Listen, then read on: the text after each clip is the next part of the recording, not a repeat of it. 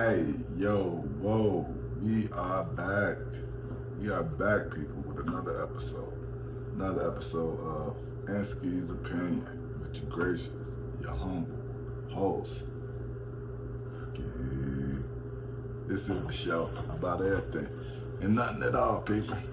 So, I'm going to run through a couple of topics today as we start off this show. First thing I'm going to do, first topic I want to touch on is that everybody see the BET Award.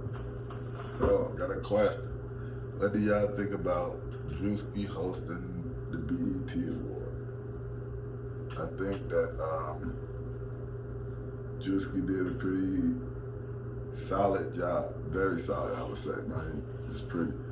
But it was dope. I liked the characters that he brought out. Came in with his church thing. He done his thing, I would say, you know.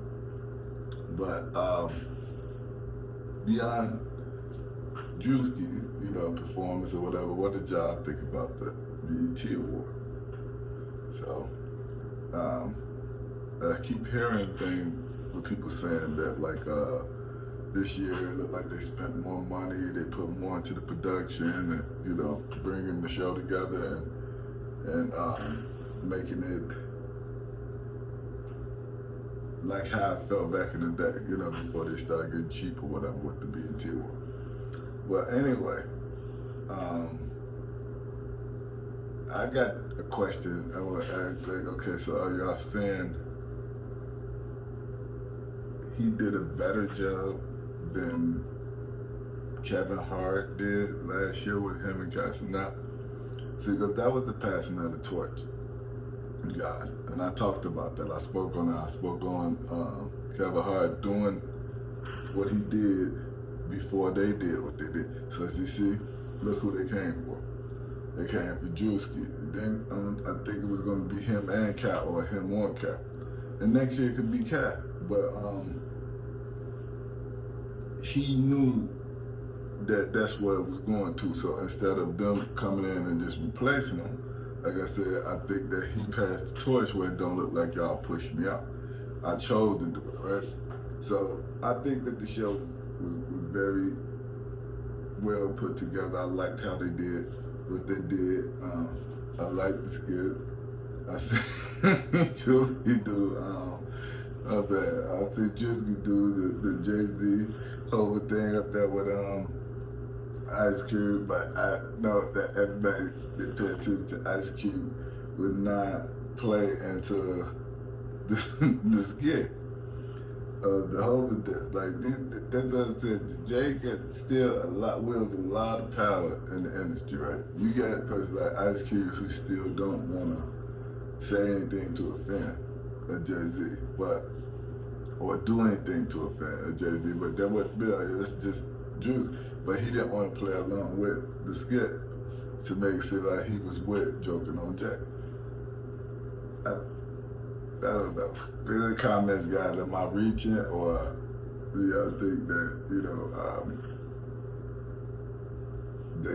they could have, it's a strong possibility that he was scared to say anything wrong. Like, you gonna get blackballed, they gonna cancel you, Druski. Well, anyway, that's neither here nor there. I'm done with that. But yeah, let me know, guys. Am I reaching, or am I hitting on something? Say that, right? Next thing I'm gonna touch on, like I said, I'm just gonna touch on these things.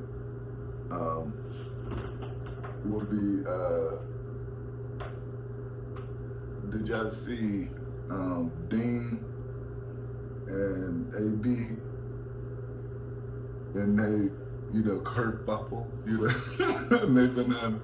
So I could have told you guys that that was gonna happen. I seen that situation unfold that way. I seen that situation coming to a head like that. What confused me was that I didn't know who Dean was before I seen him streaming with AB. But I'm like, okay, he gotta be somebody, because he kind of running AB.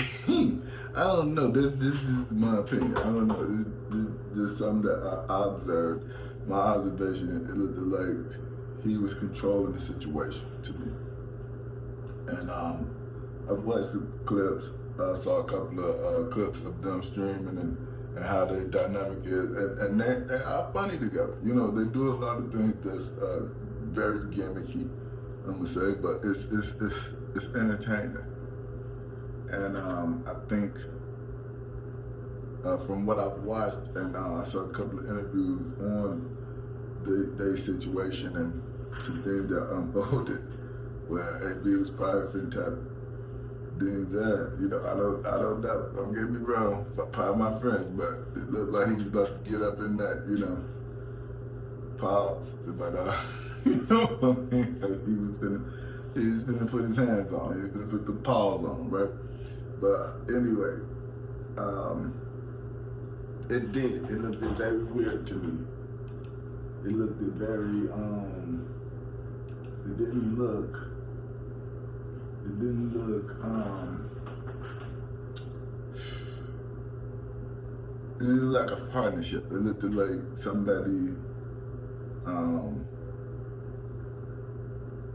catering to someone else who's in a bad spot. So I looked at it like, well, dude must got some money or something, or he got the plug or some type of way. And as I found out, he got the plug as far as the streaming thing, but he won't help AB. That's what they're saying. Get his streaming thing out the pot. Like, I think he got a page, but a kick page or whatever, but I don't think that he got the TT something they say. I don't. You guys put in the comments and let me know what they mean with that. TTY or TT something, or what people could pay you. But he's basically holding him back because he's trying to keep him on his string. So from what I'm hearing is that I guess this Ding guy, this is why I didn't know who he was. His numbers, they said, has never went, as of now, hasn't went under 8,000. And they sent him stream at 40,000 or whatever, I guess at his height. So he's bringing in some numbers on the stream. I'm not gonna pretend to act like I understand everything about the streaming thing. I'm still trying to tap into that.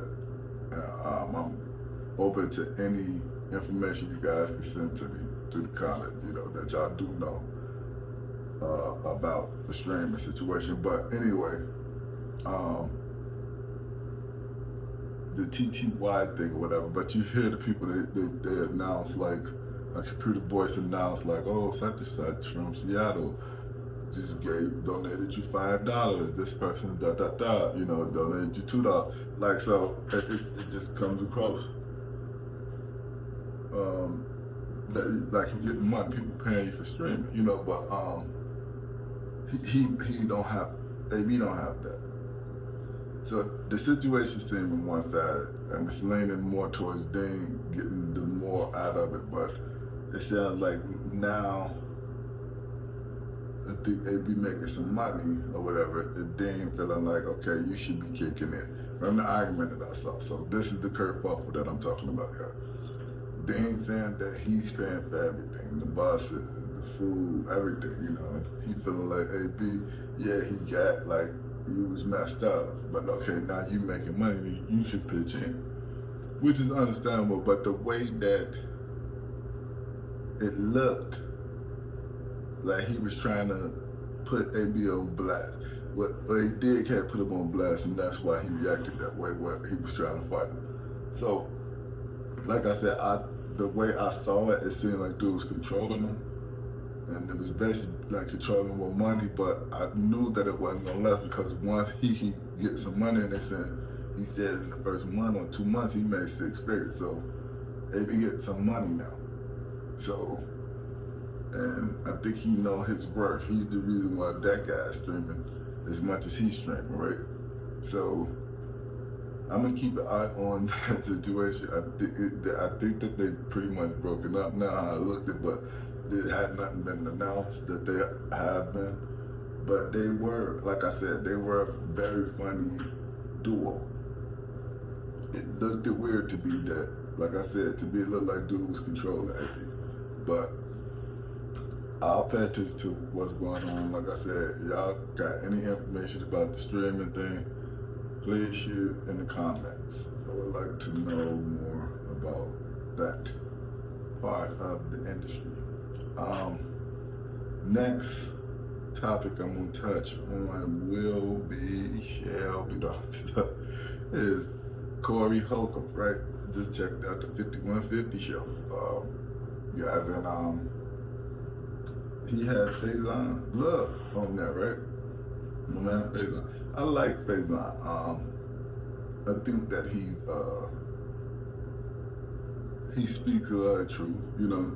But I also think that he may embellish some things on his stories that could sound like he put a little extra on it. But I guess my brother Faison is going through something as far as they saying with child support and stuff. I saw a clip that said he's living out of his car or something, like he's home. And I just think he's not trying to pay child support. I don't think Faison is homeless. I don't think nobody thinks that Faison is truly homeless. I think he's playing that role as if he is. But I think he's probably trying to have some assets. I'm sorry. I hate how we saying stuff like that because it's just the things that come into my mind, you guys, about, and I feel like I usually can filter, you know, before it come out, but as I'm getting older, my filter is like wearing or something. Like I'm not able to. I'm just saying what's coming to mind, like a kid, you know, or old. Like I said, I'm getting up in that age. You don't filtrate nothing. You say what it is. So, but him and Corey on there talking, right, on the 5150 show, and Corey and Faison are talking about like different things with comedian. Faison said some funny things about 50. Hey, 50 is, he said he weighed 56 gay and he got a boyfriend too that he had. And that 50 soft, this and that. I guess him and 50 going through something. I have to look more into that. I don't want to go too much into that because I don't even know about their situation, but he kept bringing up 50 throughout the conversation. But what I was going to say is, I liked it, the back and forth between them, but the conversation sounds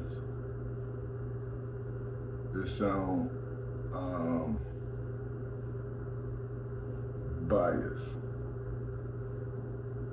Because I'm gonna say their personalities kind of clash somewhat. If you ask me, Corey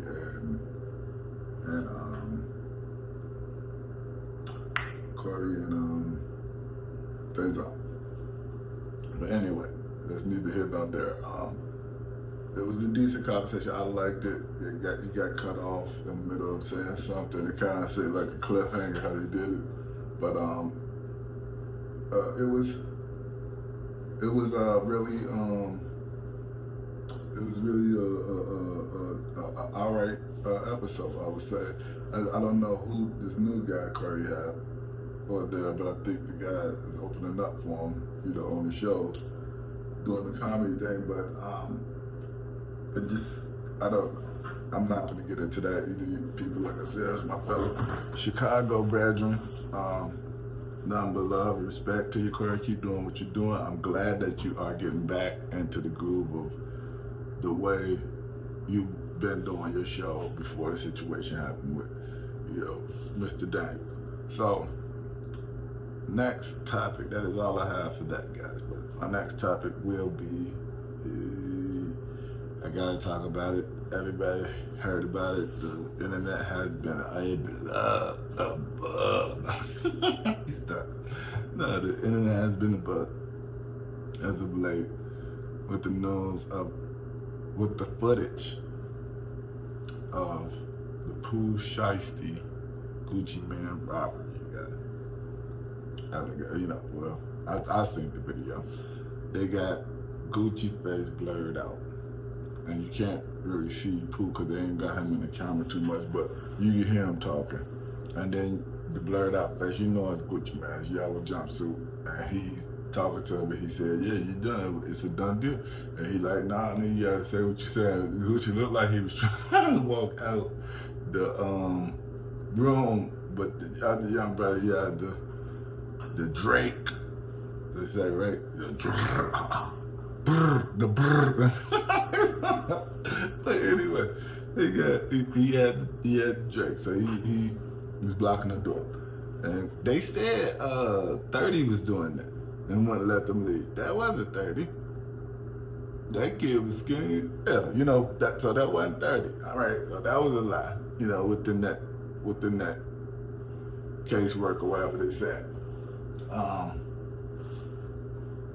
And then you hear Pooh, he like, "Man, what you said then?" He like, "It's a done deal." He like, "What?" He like, "You done, you dropped. You said you want to be dropped, you dropped. You want to be dropped from 10-17. He said, "Yeah." He said, "Yeah, no, say it. What? I'm dropped." He like, "Yeah, you dropped from 10-17. You ever, that's a done deal." He was like, "Okay, and that's signed the pay." He said, "Yeah, I signed that. It's done. We done." He said, "Yeah, but I'm saying no police." And what? Like, Shiesty is, he might be clinically special needs as far as his thinking. Nobody with a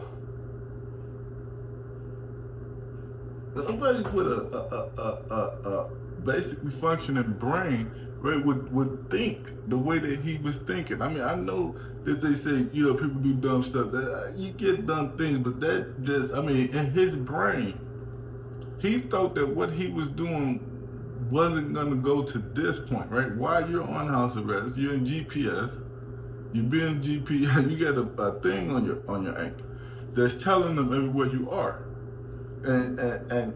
And you felt like, oh, yeah, you ain't gonna tell, and ain't no police stuff, and this and that, and it's just ridiculous the way that the young brother thought and the way he was talking, as if it was just a matter of fact, or this wasn't gonna come out. So he thought he had everything sold up. They said they got him on the phone, recording, talking about he needs something, whatever you call him. You know, 6 of them to come up there, this and that. He didn't get down here now. Like, he had it all planned out. Did he get there with the Staples thing, with the contract, and they had him sign some beer? They under the rest, like, everybody's heard this story, you guys. Everybody's heard this story. Like, so why are we acting like he don't understand what he thought, because Gucci is street dude, that this wasn't gonna go that way, or this was gonna be, but how did he muster to think that this was gonna be with no lawyer, no paperwork, no notary, saying notary, that nothing properly done the way that you had to sign the contract to sign. You come with something that you put out at Staples and thinking that was legitimate? I don't want to say that, but special needs, brother. Special needs, you guys.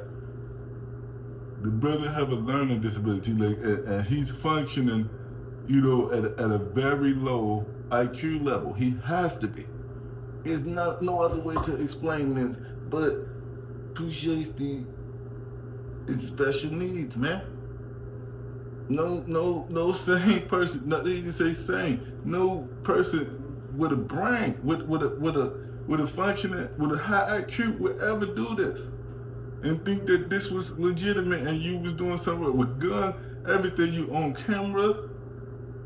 You said it was a studio professional builder going in and out, and you thought that you wasn't gonna get caught. And you got civilians, I mean, forget Gucci, you got cameramen, you got security, you got other people that don't have nothing to do with the gang or the street stuff.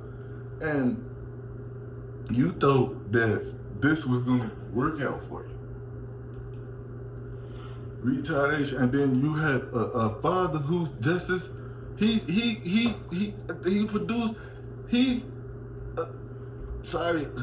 special need as well, because you went with him thinking that your friends or followers, because he feed them, they gonna do whatever he's saying. It ain't have to be, but y'all following a dummy. I don't know what other way to say it. The kid is having learned this, but he does not. His brain is not functioning. It's not. I'm sorry. Nobody would do this, you guys. That's all I got for the Pooh Shiesty. That's all I got today, you guys, for Ansky's opinion. This has been the show about everything, nothing at all. But your gracious, your humble host. Appreciate all you guys for sticking in here with me. Got a new segment. I'm trusting out this demo on Instagram. Go check out my Instagram. You good? At Sandre_ENT. At SANDRE_ENT. Instagram. Go check out Affirmations with Ski. New segment I got, guys. I think it's pretty dope. It's going pretty good. Check that out. And I ask all y'all to like, follow, subscribe, share. Tell your people. Tell a friend to tell a friend. Peace out. I'm out. Ansky's opinion.